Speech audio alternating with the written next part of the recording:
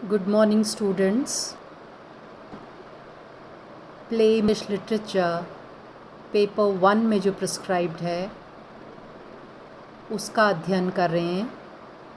We are at act 3 scene 2 line about. आपको याद दिला दूं दैट इस पोर्शिया के घर पहुंच गए हैं. पोर्शिया ने उनको लॉटरी के बारे में बता दिया है और वो सीन के शुरुआत में at the beginning of the scene बसानियों को रोकने की कोशिश करती हैं, क्योंकि उनको इस बात का डर है कि कहीं बसानियों ने अगर गलत चयन कर लिया, if he chooses the wrong box then she हमेशा के लिए जुदा हो जाएंगे, ही नहीं मिल पाएंगे. लेकिन जो सिचुएशन है, ये जो समस्या है, इसका एंड रिज़ल्ट इन लोगों को पता चल जाए, क्योंकि इस वक्त वो दोनों परेशान हैं. फाइनली बसानियों अंदर जाते हैं एंड मीनवाइल पोर्शिया के कहने पर वहाँ पर एक सॉन्ग प्ले किया जाता है, कुछ म्यूज़िक बजाया जाता है. म्यूज़िक एक तरफ बज रहा है और दूसरी तरफ बसानियों अपना चयन करने के लिए आ गए हैं. अब वो बोल रहे हैं, so may the outward shows be least themselves. He is looking at the 3 boxes और वो कह रहे हैं the appearance of these may be deceiving, यानी कि किसी भी वस्तु का बाहरी जो शक्ल होती है, जो बाहर से जो दिखता है वो गलत भी हो सकता है, वो धोखा भी दे सकता है. The world is still deceived with ornament. Deceived यानी कि ट्रिक्ड. दुनिया को आज भी धोखा हो जाता है बाहरी सजावट से या बाहरी चमक को देखकर. In law what plea so tainted and corrupt, but being seasoned with a gracious voice obscures the show of evil. फिर वो अपनी बात को आगे समझाते हैं. इन लॉ यानी कि in the court of law a corrupt and false plea can hide its own evil with a pleasant voice. यानी कि वो लॉ कोर्ट में कोई व्यक्ति, चाहे उसने पाप किया हो, चाहे वो उसने कानून तोड़ा हो, कोई अपराध किया हो, फिर भी वो अपने मन का कालापन एक बहुत ही मीठी और प्रभावित करने वाली आवाज़ से लोगों को धोखा दे सकता है. फिर इन रिलीजन, दूसरा एग्जाम्पल वो धर्म के क्षेत्र से लेते हैं. In religion what damned error but some sober brow will bless it. In religion a damned mistake can be covered over with the nice show of a blessing. ऐसे ही धर्म में कोई व्यक्ति, उसके अंदर पाप हो और मैल हो, लेकिन वो उसको अपने प्रवचन में, अपने चेहरे पर एक बहुत गंभीर, सोबर ब्राउ, मतलब सोबर यानी कि सीरियस, और ब्राउ से बेसिकली मतलब यहाँ पर है शक्ल से है. वैसे ब्राउ का मतलब हमारे आँखों के ऊपर जो भौएं होती हैं उनके लिए होता है, या ब्राउ का मतलब मस्तिष्क से भी होता है. लेकिन कहने का मतलब है कि एक बहुत कितना ही काले मन वाला आदमी चेहरे पर मासूम एक्सप्रेशन लेकर सामने वाले को वो आशीर्वाद दे सकता है. And approve it with a text. और यही नहीं, वो अपनी बात को, जब वो प्रवचन दे रहा है, वो अपनी बात को साबित करने के लिए टेक्स्ट यानी कि किसी भी धार्मिक ग्रंथ से कोई उदाहरण देकर एग्जाम्पल दे सकता है. और ऐसा करके वो क्या कर रहा है? Hiding the grossness with fair ornament.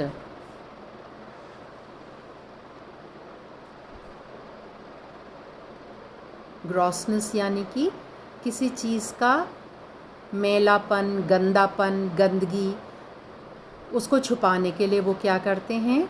वो बाहरी दिखावा करते हैं, प्रभावित करने वाला शो करते हैं.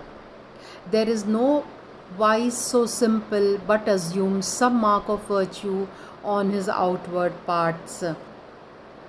यानी कि every vice has some outward appearance of virtue.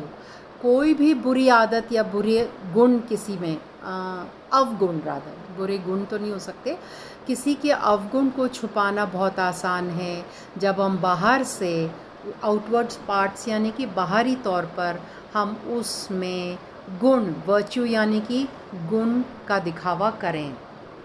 फिर वो समझाते हैं, हाउ मेनी कावर्ड्स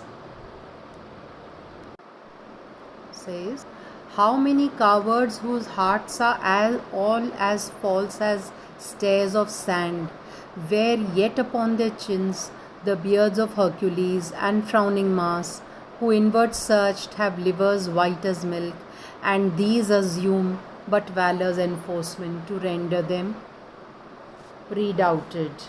सेंटेंस लंबा है. मैनी कावर्ड्स यानी कि जो कायर होते हैं, जो डरपोक होते हैं.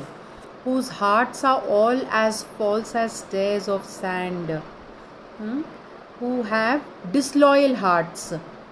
यानी कि जिस तरीके से स्टेज यानी कि सीढ़ी, रेत पर अगर कोई सीढ़ी बना दी जाए तो वो मज़बूत नहीं होगी. जैसे ही आप उस पर पैर रखेंगे, चलने की कोशिश करेंगे तो आप नीचे धंस जाएंगे, क्योंकि रेत तो लचीली होती है.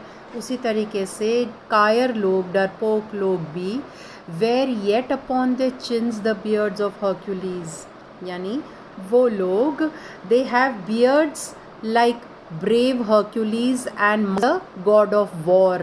युद्ध के देवता को मार्स कहा जाता है था. हर्क्यूलीज एक बहुत था ग्रीक माइथोलॉजी, मार्स हैं गॉड ऑफ वॉर, युद्ध के देवता. तो इन दोनों के चेहरे पर जिस तरीके से मोटी दाढ़ी होती है, बियर्ड जिसको हम कहते हैं, वैसे ही कायर लोग भी अपने चेहरे पर बियर्ड लगा सकते हैं. बट हु इनवर्ड सर्च्ड, यानी कि अगर उनको अंदर से उनकी जांच की जाए, so they have no guts, have livers white as milk. उनके अंदर लिवर, पुराने ज़माने में ये माना जाता था कि आपकी बहादुरी का जो तत्व है वो आपके लिवर को हिंदी में जिगर कहते हैं, जिगर के अंदर बसा हुआ होता है. सो अगर उनको जांच की जाए तो उनका लिवर बिल्कुल सफ़ेद होगा, यानी कि उनमें हिम्मत बिल्कुल भी नहीं होगी. They have no guts and are easily frightened, and these assume but valor's excrement यानी कि बाहरी जो कपड़े होते हैं वो केवल बाहर से, वैलर का मतलब है बहादुरी या ब्रेवरी. सो ब्रेवरी के बाहर से दिखावा करते हैं. एंड रेंडर देम redoubted, यानी कि and they are easily frightened, जल्दी ही वो डर जाते हैं. Look on beauty. फिर वो दूसरा अगला एग्जाम्पल खूबसूरती को लेकर देखें. Think of beauty and see it is purchased by the weight, यानी कि which can be bought by the pound in the form of cosmetics. महिलाओं की बात हो रही है, वो अपने चेहरे को की खूबसूरती बढ़ाने के लिए बाज़ार से कॉस्मेटिक्स खरीदते हैं, cream, powder, lipstick, Kajal etcetera, which work miracles on nature, which therein works a miracle in nature. यानी कि प्रकृति ने तो उनको इतना खूबसूरत नहीं बनाया होगा, लेकिन वो आर्टिफिशियली मेकअप लगाकर अपने चेहरे का जो रंग है वो बदल देते हैं. Making them lightest that wear most of them, यानी कि making the women that wear the most of it the most beautiful. जो जितनी ज़्यादा मेकअप लगाता है वो उतना ही ज़्यादा खूबसूरत दिख सकता है, लेकिन अगर मेकअप हटाया जाए तो उनके चेहरे की बदसूरती साफ दिखाई देगी. So are those crisp snaky golden locks. इसी तरीके से the curly golden locks that are tossed in the wind so nicely. which make such wanton gambles with the wind upon supposed fairness, often known to be the dowry of a second head. इसी तरीके से किसी के महिला की बात हो रही है, किसी के सर पर बहुत सुंदर सुनहरे रंग के बाल हों, बालों की लटें हों जो हवा में खूब उड़ रही हों और बहुत सुंदर चेहरा लग रहा हो, लेकिन कई बार वो उन लटों में सल याफ्त देते हैं. So to be a wig का मतलब है कहाँ से मिली है? The skull that bred them in the sepulchre. कहने का मतलब है and this wig is made from a dead person's hair. Wig artificial hair होते हैं, कृत्रिम बाल होते हैं जिनको एक रबर की शीट पर चिपका दिया जाता है और महिलाएं, पुरुष भी ऐसा करते हैं, वो अपने सर पर उनको पहन लेते हैं, ऐसा लगता है वो बाल उनके खुद के हैं. अगर आप हिंदी फिल्मों में ध्यान से देखेंगे तो कई बार हीरो या हीरोइन या किसी भी पात्र दिखाए जाते हैं वो आर्टिफिशियल बाल कई बार उतार कर अपने कब्र में है, इन द सेपल्कर यानी कि वो कब्र में दफना दिया गया है. Thus ornament is but the gild shore to a most dangerous sea. इस तरीके से appearances are like an inviting shore that leads to a dangerous ocean. दिखावट ठीक उस समुद्र के किनारे की तरह है जो किनारे से तो बहुत अच्छा दिखता है, लेकिन अगर आप गलती से उस समुद्र में उतर जाएं और पानी में अगर तरंगे हों तो आप उसमें डूब भी सकते हैं. The beauteous scarf veiling an Indian ocean. जिस तरीके से a beautiful scarf hiding an actually undesirable Indian beauty. Now ये हमारे इंडिया की ही बात हो रही है. इंडिया की महिलाएं सदियों से अपने चेहरे पर पल्लू लेती हैं जिससे उनका सिर और चेहरा ढका जाता है, पर दूर से देखने में बहुत खूबसूरत लगता है. कई बार लाल रंग की ओढ़नी होती है या साड़ी का पल्लू होता है, लेकिन अगर उसको हटाया जाए तो हो सकता है उसके पीछे छुपा हुआ चेहरा बहुत ही बदसूरत हो, बहुत ही अगली हो या अनअट्रैक्टिव हो. In a word, in short, seeming truth which cunning time, यानी कि इन दिखावट, बाहरी दिखावट कैन ऑफन डिसीव इवन. लोग भी उसके धोखे में जाते हैं. Therefore then hard food for Midas. Midas, इसके पीछे भी एक कहानी है. अगेन ग्रीक माइथोलॉजी में एक कहानी है कि मिदास नाम का एक राजा था जो कि बहुत ज़्यादा लालची था और उसने कठिन तप करके ईश्वर से ये वरदान मांगा कि मैं जिस भी चीज़ को छू सोने में बदल जाए. इस भूख लगी और वो खाया, तो जो खाना रखा हुआ था इंसान या कोई भी सोना. सो उसी तरीके से मिदास के लिए मेरे को अट्रैक्ट नहीं करता. I will none of thing to do with you. फिर आगे वो कह रहे हैं कॉमन ड्रज बिटवीन मैन. चांदी वाले को भी वो रिजेक्ट, वो दैट मेन पास बिटवीन, हमारे सिक्के होते हैं वो चांदी के होते हैं, उस ज़माने में होते थे और चांदी के सिक्के आम आदमी इस्तेमाल करते थे, लेकिन मैं और वो क्योंकि कॉमन थे यानी कि सबके लिए, आम जनता उसके लिए यूज़ के लिए थे, मेरा तुम्हारे से भी कोई वास्ता नहीं है. अब वो क्या कह रहे हैं? But thou meagre lead which rather threatenest than does promise aught. But you humble lead, meager यानी कि जिसकी वैल्यू या जिसकी कीमत बहुत कम हो. गोल्ड और सिल्वर के सामने लेड तो बहुत सस्ती धातु है. which rather threatenest than thou dost promise aught. और लेड बॉक्स के बाहर जो लिखा हुआ है उसको पढ़कर तो एक तरीके से धमकी मिल रही है, कोई प्रॉमिस नहीं मिल रहा है. You who threaten more than you promise, लेकिन your paleness moves me more than I can से.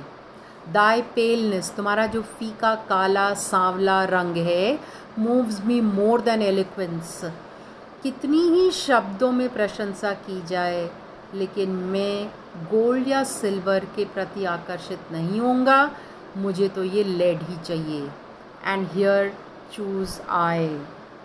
Your paleness moves me more than I can say, and I choose you. Joy be the consequence. I hope I will be happy with my decision.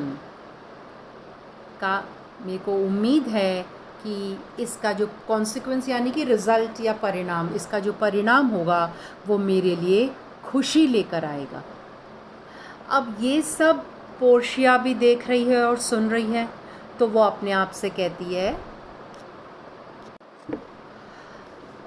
Aside. Aside यानी कि वो खुद से बात कर रही है, कोई और नहीं सुन रहा। How all the other passions fleet to air. जब तक बसानियो अपना चयन कर रहा था, सिलेक्शन कर रहा था, पोर्शिया बहुत टेंशन में थी। वो भयभीत थी, वो डरी हुई और वो चिंताजनक थी। उन्होंने गलत चूज़ कर लिया तो हमारा क्या होगा। अब वो जैसे ही देखती है कि बसानियो ने लेड कैस्केट को चूज़ किया है, वो कहती है how all the other passions fleet to air. Passions यानी कि इमोशंस, यानी कि फीलिंग्स, सेंटिमेंट्स या भाव, सारे भाव भाग गए हैं, आर फ्लाइंग अवे। जैसे कौन से भाव? एज डाउटफुल थॉट्स, मेरे अंदर जो डाउट था, जो संदेह था। एंड रैश एम्ब्रेस्ड डिस्पेयर, मेरे अंदर होपलेसनेस थी, होने का डर था। एंड नाकामी की वजह से, संभव नाकामी की वजह से मुझे डर भी था, मैं काँप रही थी। शडरिंग यानी कि shivering, fear. And green eyed jealousy, और मुझे जेलसी भी थी, इस बात को लेकर मुझे ईर्ष्या या जलन भी थी, किससे? उस अन्य व्यक्ति से चयन कर लेता। अब क्या है? प्यार आ गया है, बिकॉज बसानियो ने जो बॉक्स सेलेक्ट किया है वो बिल्कुल सही। पोर्शिया सिलेक्शन किया था, यह हमें पता था पहले से ही, और पोर्शिया कैस्केट ही है जो सबसे सही है। So o love, be moderate. I must moderate. Moderate यानी कि controlled, control yourself. And allay thy ecstasy. अले यानी कि रेस्ट्रेन, रिड्यूस, और एक्सटेसी यानी कि एक्सट्रीम हैप्पीनेस, बहुत ज़्यादा खुशी। ये जो इतनी ज़्यादा खुशी है उसको कम करो, कंट्रोल करो। In measure rain with joy. I must rejoice within good measure, यानी कि मेरी जो खुशी है उसको पर्याप्त मात्रा में ही रखो। Scent this access. स्कैंट यानी कि कम करो, रिड्यूस करो। ये जो बहुत ज़्यादा हो रहा है, दिल की धड़कनें तेज़ हो रही हैं अब खुशी के साथ, प्यार के साथ, इसको कंट्रोल करो। I feel too much Dai blessing. मुझे डर है कि तुम्हारी जो ब्लेसिंग है, ये प्यार की बात हो रही है, वो बहुत ज़्यादा है। Make it less for fear I surfeit. I must be less joyous because I fear that I have an excess of happiness. मुझे खुशी कम दिखानी चाहिए क्योंकि मुझे डर है कि मेरे अंदर खुशी बहुत ज़्यादा है। चलिए हम यहीं स्टॉप करते हैं, आगे कंटिन्यू करेंगे नेक्स्ट सेशन में।